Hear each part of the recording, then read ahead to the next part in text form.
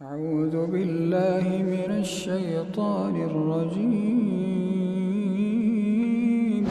إن في ذلك لآية لمن خاف عذاب الآخرة ذلك يوم مجموع له الناس وذلك يوم مشهود بے شک اس میں ہے عبرت کی نشانی اس کے لیے جو خوف رکھتا ہے آخرت کے عذاب سے۔ ان تمام واقعات کے اندر جن میں اللہ تعالیٰ نے اپنے نافرمانوں کو تباہ و برباد کیا اور اہل ایمان کو بچا لیا، نشانی ہے عبرت کی ان کے لیے جو خوف رکھتے ہیں اللہ کے عذاب سے جو آخرت کے دن آنے والا ہے۔ اور یہ آخرت کا دن وہ ہے جس دن پوری انسانیت کو جمع کیا جائے گا، اور یہ حاضری کا دن ہوگا جب سب لوگ اللہ تعالیٰ کے حضور حاضر کیے جائیں گے۔ یہ اس حاضری کا دن ہوگا جو اللہ تعالیٰ کی بارگاہ میں جواب دہی کا دن ہے۔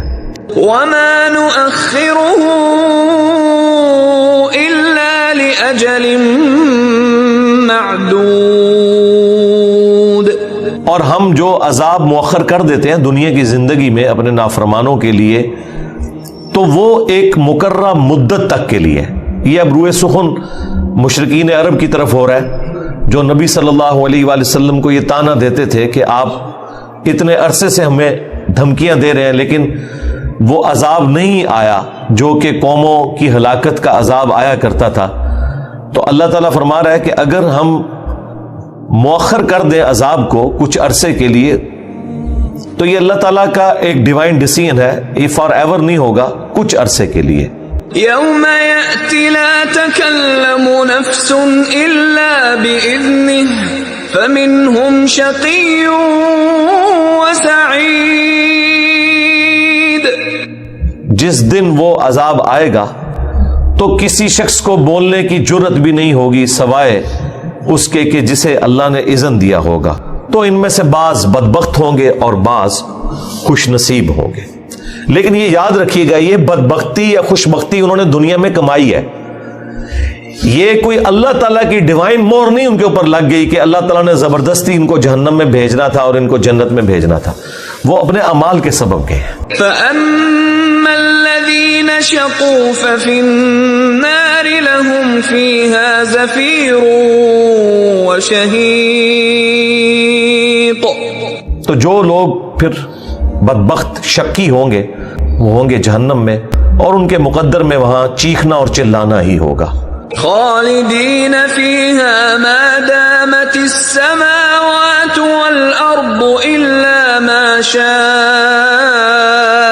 ربك إن ربك فعال لما يريد، وہ اس میں رہیں گے ہمیشہ ہمیشہ جب تک آسمان اور زمین قائم ہے۔ ہاں مگر تیرا رب جو چاہے، یعنی اللہ کی قدرت سے یہ چیز باہر نہیں ہے، اللہ تعالیٰ چاہے تو ہمیشہ کا عذاب ختم کر سکتا ہے، لیکن یہ اللہ چاہے گا یا نہیں چاہے گا۔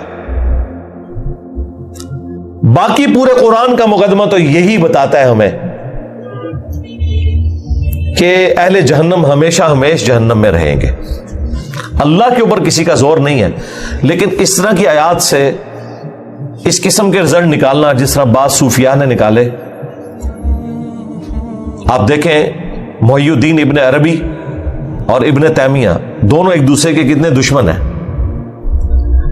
آپس میں زمانی ترتیب میں 200 سال کا فرق ہے، محی الدین ابن عربی پہلے آئے، لیکن اس مسئلے میں دونوں متفق ہیں کہ جہنم جو ہے وہ ہمیشہ کے لیے نہیں ہے، جنت ہمیشہ کے لیے۔ اور وہ ایک آیت جس سے وہ غلط رزلٹ نکالتے ہیں وہ یہی ہے، وہ کہتے ہیں کہ دیکھیں اس میں اللہ تعالیٰ نے فرمایا کہ وہ ہمیشہ رہیں گے جب تک کہ آسمان و زمین قائم ہے، مگر اگر تیرا رب چاہے۔ تو وہ کہتے ہیں کہ رب چاہے تو یہ معاملہ بدل بھی سکتا ہے، بے شک تیرا رب کرتا ہے جو وہ چاہتا ہے۔ وَأَمَّا الَّذِينَ سُعِدُوا فَفِي الْجَنَّةِ خَالِدِينَ فِيهَا مَا دَامَتِ السَّمَاوَاتُ وَالْأَرْضُ إِلَّا مَا شَاءَ رَبُّكَ عَطَاءً غَيْرَ مَجْذُوذٍ۔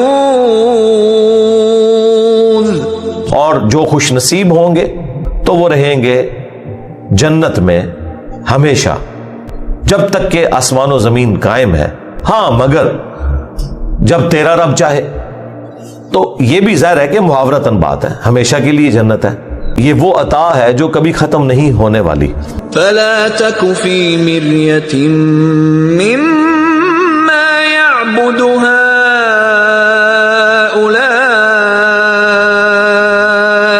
مَا يَعْبُدُونَ إِلَّا كَمَا يَعْبُدُ آبَاؤُهُم مِّن قَبْلُ وَإِنَّا لَمُوَفُّوهُمْ نَصِيبَهُمْ غَيْرَ مَنقُوصٍ۔ تو اے نبی صلی اللہ علیہ وآلہ وسلم، آپ شک میں مبتلا نہ ہو جانا ان جھوٹے معبودوں کے معاملے میں جن کی یہ پرستش کرتے ہیں۔ تو ظاہر ہے یہ نبی علیہ السلام نے تو شک میں مبتلا نہیں ہونا تھا، آپ کے ذریعے سے امت کو یہ سکھایا جا رہا ہے۔ یہ تو نہیں پوچھ رہے مگر ایسے ہی جیسے کہ بغیر دلیل کے آباء و اجداد ان کے اسی باطل ٹریک کے اوپر چلتے آ رہے تھے، تو یہ بھی انہی کے پیچھے چل رہے ہیں۔ اور بے شک ہم یقیناً پورا دینے والے ہیں انہیں ان کا حصہ جس میں ذرا کمی نہیں ہوگی۔ وَلَقَدْ آتَيْنَا مُوسَى الْكِتَابَ فَاخْتُلِفَ فِيهِ وَلَوْلَا كَلِمَةٌ سَبَقَتْ مِنْ رَبِّكَ لَقُضِيَ بَيْنَهُمْ وَإِنَّهُمْ لَفِي شَكٍّ مِّنْهُ مُرِيبٍ۔ اور بے شک ہم نے موسیٰ علیہ السلام کو کتاب دی تھی، پھر ان کے جانے کے بعد ان کی زندگی میں بھی ایسا ہوا کہ کتاب کے معاملے میں لوگوں نے اختلاف کیا۔ اگر تیرے رب کے ہاں یہ بات پہلے طے نہ پا چکی ہوتی کہ اللہ نے یہ ڈیوائن ڈیسیژن کیا ہے کہ فوراً نہیں پکڑتا، تو اسی دنیا میں کب سے ان کا فیصلہ ہو چکا ہوتا۔ جو جیوز آپ کی دعوت قبول نہیں کر رہے، انہوں نے اپنی کتاب کی مخالفت کی ہے۔ موسیٰ علیہ السلام کی کتاب میں آپ کے بارے میں پروفیسیز موجود تھیں، لیکن آپ صلی اللہ علیہ وآلہ وسلم کا ان لوگوں نے انکار کیا۔ اگر اللہ کے ہاں یہ بات طے نہ پا چکی ہوتی، یہ اللہ کا رول ہے کہ اللہ تعالیٰ فوراً پکڑ نہیں فرماتا، تو کب سے فیصلہ ہو چکا ہوتا۔ اور بے شک وہ ایسے شعبے میں پڑ چکے ہیں جو انہیں بے چین کر دینے والا ہے۔ وَإِنَّ كُلًّا لَمَّا لَيُوَفِّيَنَّهُمْ رَبُّكَ أَعْمَالَهُمْ إِنَّهُ بِمَا يَعْمَلُونَ خَبِيرٌ۔ اور یقیناً ان سب اختلاف کرنے والوں کو پورا بدلہ دے گا، انہیں آپ کا رب ان کے اعمال کا پورا بدلہ دے گا۔ اور بے شک اللہ تعالیٰ باخبر ہے جو کچھ وہ اعمال دنیا میں کر رہے ہیں۔ فَاسْتَقِمْ كَمَا أُمِرْتَ وَمَنْ تَابَ مَعَكَ وَلَا تَطْغَوْا إِنَّهُ بِمَا تَعْمَلُونَ بَصِيرٌ۔ تو اے نبی آپ نے ثابت قدم رہنا ہے جیسا کہ ہم نے آپ کو حکم دیا ہے، جو سورہ شورى میں بھی آئے گا کہ آپ ثابت قدم رہیں اس وحی کے اوپر جو آپ کی طرف نازل ہوتی ہے۔ اور جو آپ کے ساتھ لوگ ہیں جنہوں نے اس دعوت حق کو قبول کیا ہے، ان کے لیے بھی یہی وصیت ہے کہ وہ ثابت قدم رہیں اور سرکشی مت کریں، بے شک جو کچھ تم کرتے ہو وہ خوب اسے دیکھنے والا ہے۔ وَلَا تَرْكَنُوا إِلَى الَّذِينَ ظَلَمُوا فَتَمَسَّكُمُ النَّارُ وَمَا لَكُم مِّن دُونِ اللَّهِ مِنْ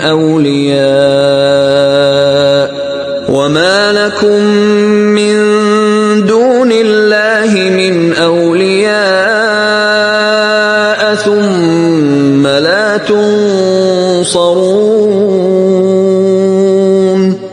اور دیکھنا مت جھکنا ان لوگوں کی طرف، ان کی طرف مائل نہ ہونا، ان سے امپریس نہ ہو جانا کہ جو ظلم کرنے والے ہیں، اللہ تعالیٰ کی نافرمانی کرنے والے ہیں، ورنہ تمہیں بھی وہ آگ آ کر پکڑ لے گی، اور پھر تمہارے لیے بھی اللہ کے سوا کوئی مددگار نہیں ہوگا، اور پھر تمہاری کوئی مدد بھی نہیں کی جائے گی۔ دیکھ لیں نبی علیہ السلام ان کے ساتھیوں کو بھی بالکل کلیئر کٹ بتایا جا رہا ہے کہ اگر آپ کے ساتھیوں میں سے بھی کوئی بندہ راہ حق سے ہٹا تو اس کے اوپر بھی اللہ تعالیٰ کی وہی ڈیوائن مور لگے گی جو اللہ تعالیٰ کے نافرمانوں کے اوپر لگتی ہے۔ وَأَقِمِ الصَّلَاةَ طَرَفَيِ النَّهَارِ وَزُلَفًا مِّنَ اللَّيْلِ إِنَّ الْحَسَنَاتِ يُذْهِبْنَ السَّيِّئَاتِ ذَلِكَ ذِكْرَى لِلذَّاكِرِينَ۔ اور نماز کو قائم رکھیں دن کے دونوں سروں پر اور رات کے کچھ حصے میں بھی۔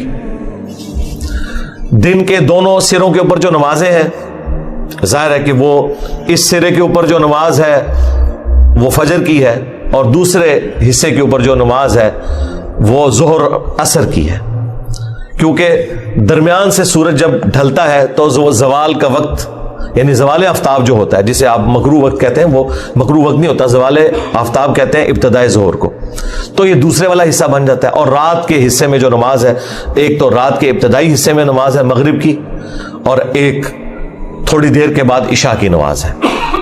تو اس طریقے سے چونکہ ہمیں احادیث پتہ ہے، 5 نمازوں کے اوقات پتہ ہے، اس لیے ہم یہ نماز کے اوقات بتاتے ہیں، ورنہ آپ دیکھیں تو نماز کے 3 اوقات ہی اس میں ذکر ہوئے ہیں، دن کے دونوں کناروں کے اوپر اور رات کے حصے میں 3 اوقات۔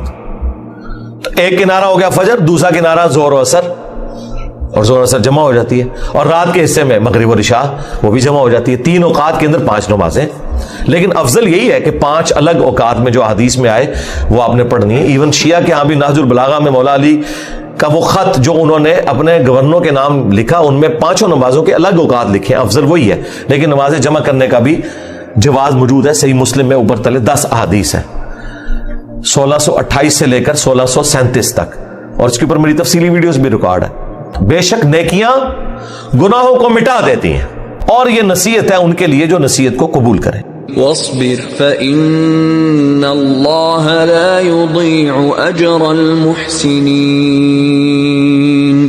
تو اے نبی صبر کیجیے، بے شک اللہ تعالی نیکوکاروں کے اجر کو ضائع نہیں فرماتا۔ یعنی اپنے ساتھیوں کو بھی یہ آپ حوصلہ افزائی کریں کہ اللہ تعالیٰ کسی کی نیکیاں ضائع نہیں کرے گا۔ صبر کے ساتھ آپ نیکی کی روش اختیار کرتے رہیں، آپ کو اجر ملے گا۔ فلولا كان من القرون من قبلكم أولو بقية ينهون عن الفساد في الأرض إلا قليلا ممن أنجينا منهم واتبع الذين ظلموا ما أترفوا فيه وكانوا مجرمين۔ تو کیوں نہ ایسا ہوا امتوں میں، قوموں میں تم سے پہلے جتنی گزری، کہ ایسے لوگ ہوتے کہ جو لوگوں کو روکتے فتنہ اور فساد سے زمین میں۔ ہاں چند ایک تھے ان میں جو نیکی کا حکم دیتے تھے اور برائی سے روکتے تھے، جنہیں ہم نے نجات دے دی ان میں سے۔ اب دیکھ لیں اللہ تعالیٰ کہہ رہے ہیں کہ ہم نے نجات ہمیشہ ان لوگوں کو دی ہے جو لوگوں کو برائی سے روکتے ہیں۔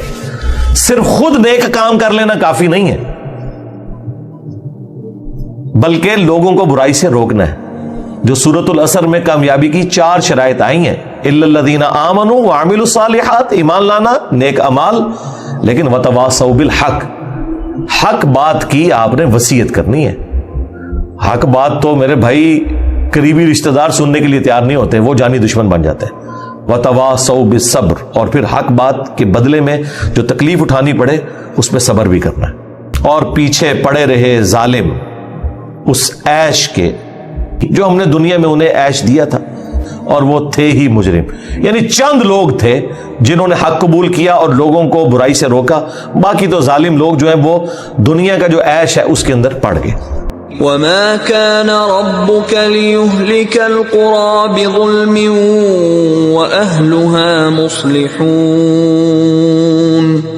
اور تمہارا رب ایسا نہیں ہے کہ کسی بستی کو ہلاک کر دے ظلم کے ساتھ، جبکہ اس کے رہنے والے اصلاح کی روش اختیار کرنے والے ہوں، نیکوکار ہوں. ایسی بستیوں کو اللہ تعالیٰ ہلاک نہیں کرتا. وَلَوْ شَاءَ رَبُّكَ لَجَعَلَ النَّاسَ أُمَّةً وَاحِدَةً وَلَا يَزَالُونَ مُخْتَلِفِينَ. اور اگر تیرا رب چاہتا، یعنی اگر زبردستی کرنا چاہتا، تو ساری انسانیت کو ایک ہی عقیدے کے اوپر اکٹھا کر دیتا، ایک ہی امت بنا دیتا. یہ اللہ تعالیٰ کر سکتا تھا. اللہ کے لیے کوئی مسئلہ ہے آنے واحد میں سب ابو بکر عمر عثمان و علی بن جائے؟ لیکن اللہ تعالیٰ چاہتا ہے کہ انسان مجھے خود چوز کرے، اور اسی کے بدلے ہمیں جنت ملنے والی ہے. اور یہ وہ کوالٹی ہے جو اگر انسان اس کی قیمت کو جان لے کہ میں نے اپنی مرضی سے اپنے رب کو چوز کرنا ہے. فَأَلْهَمَهَا فُجُورَهَا وَتَقْوَاهَا. اللہ تعالیٰ نے نیکی اور برائی دونوں کا مادہ رکھ دیا. اب یہ میری مرضی ہے کہ میں کون سا راستہ اختیار کرتا ہوں. اِنَّا هَدَيْنَاهُ السَّبِيلَ اِمَّا شَاكِرًا وَإِمَّا كَفُورًا. تو اس سرکار یہ اتنی بڑی دولت ہے کہ یہ دولت تو کسی فرشتے کے ساتھ بھی ایکسچینج نہیں کی جا سکتی. فرشتہ اپنے رب کا تابع فرمان ہے اس سافٹ ویئر کی وجہ سے کہ جس میں نافرمانی کا کوئی ایلیمنٹ نہیں، اور انسان اپنی مرضی سے اپنے رب کو چوز کرتا ہے. اسی لیے دیکھیں یہ انسان اللہ تعالیٰ کی اتنی سیریس مخلوق ہے کہ اللہ تعالیٰ نے فرشتے بھی اس کی خدمت میں لگائے ہوئے ہیں. اور میں اکثر کہتا ہوں دیکھیں انسان نے اللہ کو سیریس نہیں لیا ہوا، لیکن اللہ نے سب سے زیادہ سیریس اگر کسی کو لیا تو انسان ہے. دیکھ لیں زمین و آسمان کی ساری مخلوقات اس کی خدمت میں لگائی ہیں، فرشتے اس کے اوپر ڈیوٹی کر رہے ہیں. نائب اعمال لکھنے والے فرشتے الگ سے ہیں جو ہر بندے کے ساتھ اٹیچ ہیں. جہنم کے اوپر فرشتے لگے ہوئے ہیں، وہاں پہ ڈیوٹی ہیں. جنت کے اندر ہر جگہ، یعنی یہ پوری کائنات آپ کو سینٹرڈ اراؤنڈ انسانیت کے نظر آتی ہے. تو اللہ تعالیٰ نے سب سے زیادہ سیریس اگر کسی کو لیا تو انسان ہے، اور انسان نے سب سے زیادہ نان سیریس لیا ہوا ہے تو اللہ کو لیا ہوا ہے.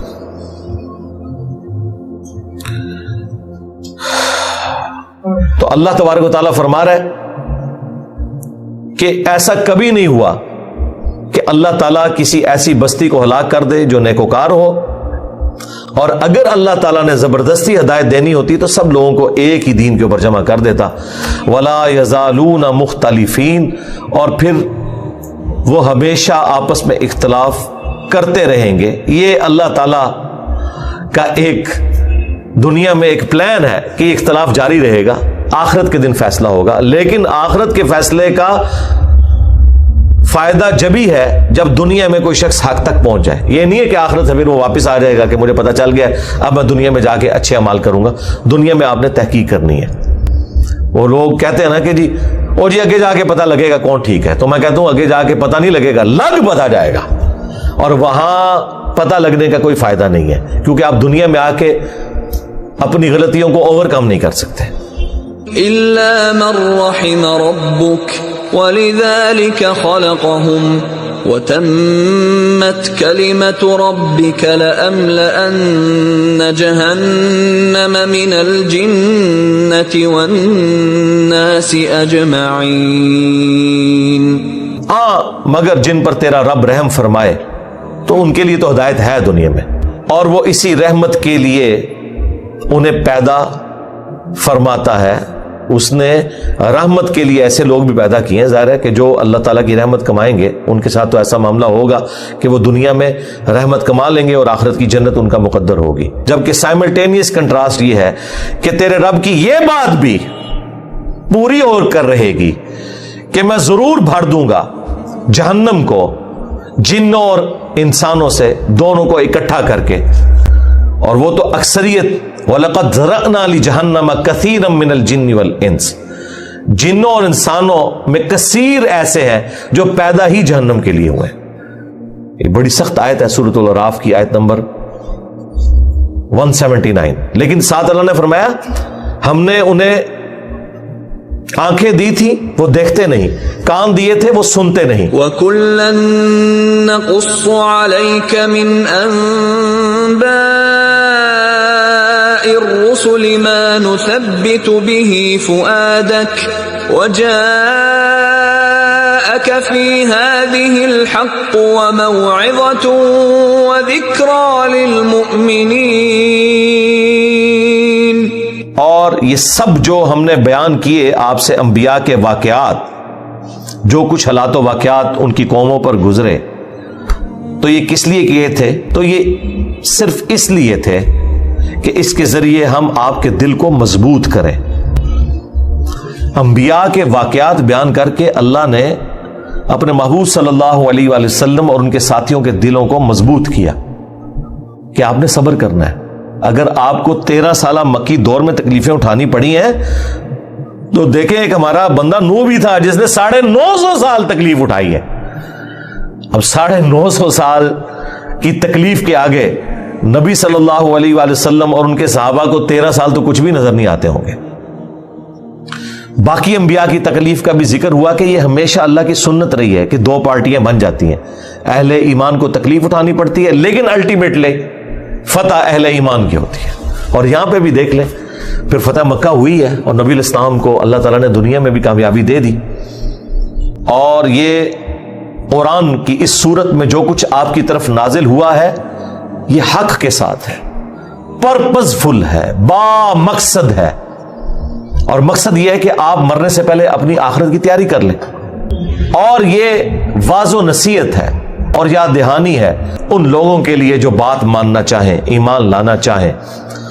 یعنی قرآن سے نصیحت، یاد دہانی اور زندگی کا مقصد، پرپز آف لائف صرف وہ لوگ حاصل کریں گے جو واقعی اس حق کو قبول کرنا چاہیں. وَقُلْ لِلَّذِينَ لَا يُؤْمِنُونَ اعْمَلُوا عَلَى مَكَانَتِكُمْ إِنَّا عَامِلُونَ. اور اے نبی آپ ان سے فرما دیجئے جو ایمان نہیں لا رہے کہ تم اپنے یہی برے کرتوت کرتے رہو، جہاں پر اڑے ہوئے ہو اڑے رہو، اور بے شک ہم بھی اس راہ حق کے اوپر ثابت قدم ہے جو اللہ تعالیٰ نے ہماری رہنمائی کی ہے ہدایت کی طرف. اب یہ آخری کلام ہے، یعنی بالکل جب آپ کسی کے اوپر حجت تمام کر دیتے ہیں نا تو اینڈ پہ اس کو یہی کہتے ہیں کہ تو نے جس راستے پر چلنا تھا چلتا رہ. یہ وہی لکم دینکم ولی دین. وَانتَظِرُوا إِنَّا مُنتَظِرُونَ. تم بھی انتظار کرو، بے شک ہم بھی انتظار میں. تم بھی انتظار کرو کہ وہ بڑے دن کا عذاب تم پر آئے، چاہے دنیا میں اللہ تعالیٰ کا عذاب آ جائے یا تمہاری موت کی شکل میں آخرت کا عذاب تم پر شروع ہو جائے قیامت کے دن کا. اور ہم بھی انتظار میں کہ اپنی نظروں سے تمہارا انجام دیکھیں، خواہ دنیا میں دیکھ لیں خواہ آخرت کے اندر. تو نبی علیہ السلام کے کیس میں تو عذاب استیصال جہاد اور قتال کی شکل میں مشرکین عرب پر آیا، جس طرح کہ اگلی قوموں پر آتا تھا اللہ تعالیٰ کی طرف سے چنگھاڑ کی شکل میں، طوفان کی شکل میں، سمندر میں غرق کی جانے کی شکل میں. وَلِلَّهِ غَيْبُ السَّمَاوَاتِ وَالْأَرْضِ وَإِلَيْهِ يُرْجَعُ الْأَمْرُ كُلُّهُ فَاعْبُدْهُ وَتَوَكَّلْ عَلَيْهِ وَمَا رَبُّكَ بِغَافِلٍ عَمَّا تَعْمَلُونَ. اور اللہ ہی کے لیے ہے غیب، چھپی ہوئی چیزیں آسمان اور زمین کی، ہر چیز اس کے علم میں ہے اور ہر عمل اسی کی طرف لوٹایا جاتا ہے. تو آپ اسی کی عبادت کیجئے اور اسی پر توکل کیجئے. اور بے شک تمہارا رب غافل نہیں ہے جو کچھ تم اعمال کرتے ہو. اس کے اوپر یہ سورت کنکلوڈ ہوئی. یہ بڑی کانٹے کی بات ہے کہ بعض اوقات انسان کو اگر شیطان یہ وسوسہ دلائے کہ میں اتنی تکلیف جس خدا کے لیے کاٹ رہا ہوں اور جو میں مشقت اٹھا رہا ہوں اس کا الٹیمیٹ انجام کیا ہونے والا ہے، کیا ایسا تو نہیں ہے کہ جس طرح دنیا میں بعض اوقات انسان اتنی محنت کرتا ہے اور اینڈ رزلٹ اس کے خلاف آ جاتا ہے، جو مولا علی کا قول ہے کہ میں نے اپنے ارادوں کے ٹوٹنے سے اللہ کو پہچانا ہے. کہیں ایسا نہ ہو کہ دنیا میں میں اتنی محنت کرتا رہوں اور آخرت میں میں بھی اللہ کے نافرمانوں کے ساتھ ہی جہنم میں ہوں. नाऊज़ु बिल्लाह। तो इस वसवसे को इस तरह की आयत के जरिए किल किया जाता है कि नहीं, अल्लाह पर तवक्कुल करना है, अल्लाह ताला तुम्हारे हर अमल से वाकिफ है, तुम्हें पूरा पूरा बदला दिया जाएगा, अल्लाह ताला अपने वादे के खिलाफ नहीं करता। ये कुरान में जो बार बार आया ना कि अल्लाह ताला वादा खिलाफी नहीं करता, ये क्यों कहने की जरूरत पड़ी अल्लाह को? इसलिए कि दुनिया में ऐसा होता है कि आप मेहनत करते हैं लेकिन रिजल्ट अपोजिट आ जाता है, क्योंकि दुनिया में अल्लाह ने वादा नहीं किया। मेहनत का रिजल्ट मिल भी सकता है, नहीं भी मिल सकता, क्योंकि तकदीर गालिब आ जाती है, क्योंकि अल्लाह ताला बाज़-औक़ात आज़माइश के लिए इंसान को नाकामी का मुंह दिखाता है। लेकिन आखिरत में ऐसा नहीं होगा कि कोई शख्स दुनिया में सही अकीदे पर मरा, पूरी मेहनत के साथ उसने पैगंबरों की पैरवी की, और आखिरत में अल्लाह ताला कहे कि नहीं, आज तेरे पे मैं तकदीर गालिब करूंगा, तो लिहाजा जिस तरह दुनिया में मेहनत करके तू नाकाम हुआ था, तो आज भी मैं तेरी मेहनत को बर्बाद करता हूं। नहीं, आखिरत में ऐसा नहीं होगा। इसलिए अल्लाह ताला ने फरमाया कि मैं अपने वादे के खिलाफ नहीं करता। दुनिया में बज़ाहिर इंसानों को लगता है कि शायद मेरी मेहनत का अगर अजर नहीं मिला तो अल्लाह ताला ने कोई मेरे साथ ज्यादती कर दी, नाऊज़ु बिल्लाह। वो ज्यादती नहीं होती, बल्कि अल्लाह ताला दुनिया में आजमाइश करता है। वला नब्लुवन्नकुम बिशैइन मिनल खौफ वल जू' व नक़्सिम मिनल अमवाल वल अनफुसि वस्समरात। और ये तो देखें आप, अल्लाह के सबसे ज्यादा जो पसंदीदा बंदे हैं अंबिया, उनके साथ अक्सर ऐसे ही हुआ है कि बज़ाहिर दुनिया के अंदर उन्हें क्वांटिटी के पॉइंट ऑफ व्यू से नाकामी का मुंह देखना पड़ा है दुनिया की नजर के अंदर।